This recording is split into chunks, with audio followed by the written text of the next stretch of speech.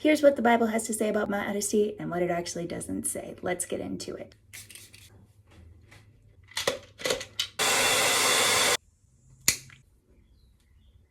Now, the issue is, if we're going to believe my cheerleading coach at my Baptist college before that, or my youth leaders, or any of the people along the way who told me that what the Bible has to say about modesty has a lot to do with spaghetti straps and leggings and bikinis and things like that, the Bible couldn't possibly be talking about those things literally, perfectly, and directly, because none of those things existed in the first century. The two sections of the New Testament that people most commonly point to when they think about modesty come from a section called the epistles. And the epistles are letters. You're literally reading somebody's mail. You've got half the story on the page, and we don't know exactly what was going on in these communities that caused a letter to be written to them, but we can say this pretty confidently. Number one, writing a letter in the ancient world was no small feat. It was difficult to come by the resources to do so. It was difficult sometimes to come by the person who had the literacy to even write something down, and then you would have somebody go and deliver it, and usually the person who was delivering the letter had been trained by the person who wrote the letter. Here's how I want you to read it to people. Here are the parts I want you to emphasize. So there are two letters in the New Testament, Timothy and Peter, and those letters are the ones where we get the most crucial, modesty passages that you hear thrown around and really misused in a lot of different ways. Number two thing to remember is that these ancient churches were really not a whole lot like what we think of when we think of church today.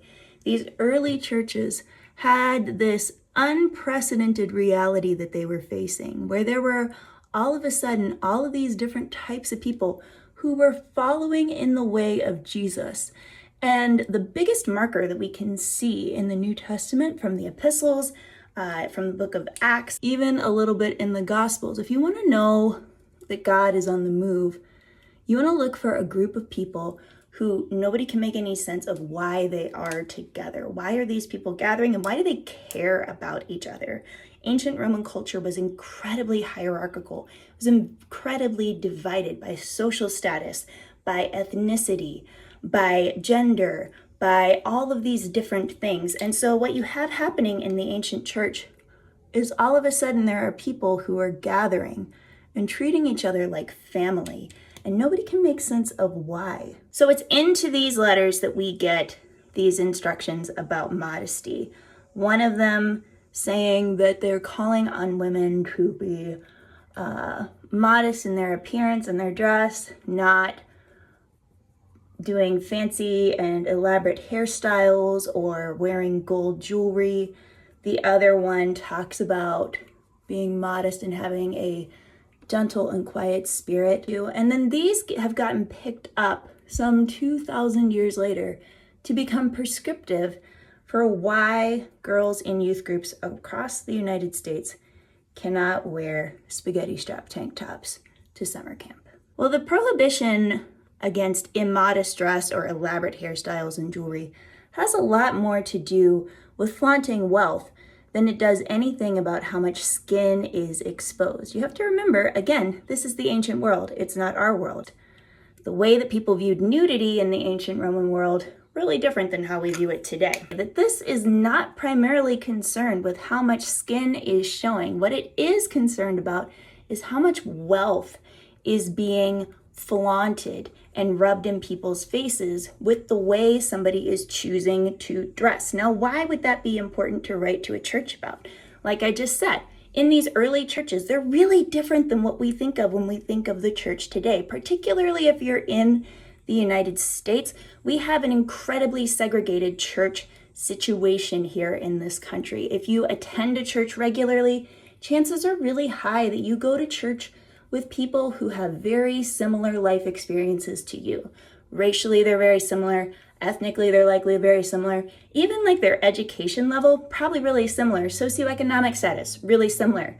Our church situation in the United States has been built since the 1990s around something that is literally called the homogeneous unit principle. That's how churches have grown for the last 30 years.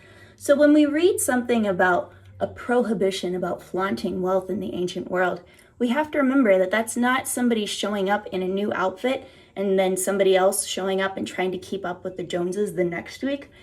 It's flaunting wealth when somebody sitting next to you might not be able to eat. Understandably, this is a problem because this is going to really impact how you build community. Can you trust one another? Are you treating each other like family? Would you show up in a new outfit and with tons of jewelry on if your literal sister or brother couldn't eat? And so this is where that prohibition comes from. You're supposed to treat everybody in your church like your family. And if you are doing things that get into the way of that, that becomes a problem. The other verse that gets talked about a lot has to do with this idea of the gentle and quiet spirit. Now, when you dig into what these Greek words actually mean, it actually doesn't have anything to do with like a nice, soft, quiet, breathy voice that's not intimidating for weak men. What it does have to do with is being a self-possessed, secure person. There are only a few other times where the word that gets translated into English as gentle gets used.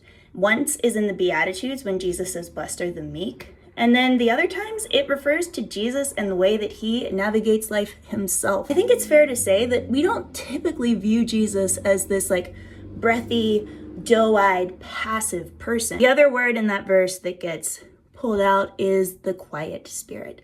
This has to do with being self-possessed. I think of the early presidential candidate Shirley Chisholm, whose tagline was "unbought and unbossed." That's the idea here. Other places that word is used in the New Testament refers to people who are like kings and rulers, who are like sitting on their throne and they're not bothering to get up. They're not bothered by things. They know what authority they have. They're just chilling. So does the Bible actually care about whether or not you wear a tube top or a bikini or leggings to the gym or anything like that? I don't actually think so. What we should be considering from them are the following things. One, that we should be concerned about how our wealth is projected into the world. And this is honestly something that if you live in the United States, you should probably feel convicted about. What does it mean when we have makeup to put on our faces and clothes on our back and more food than we could possibly eat and little treat culture when our siblings in Christ are literally starving in other parts of the world? Number two, we should be thinking about where our authority and our confidence comes from. This idea of the gentle and quiet spirit in 1 Peter has to do with a really strong sense of security in who you are as a beloved child of God, that you are self-possessed, that you are unwavering, that you know you have the power, but you're not gonna like flaunt it. I don't need to attend every argument I'm invited to. Go on, carry on. I think both of these things are things that we could spend a lot more time, regardless of gender, thinking about in the American church today. And maybe a lot less time being worried about what people are putting on their bodies.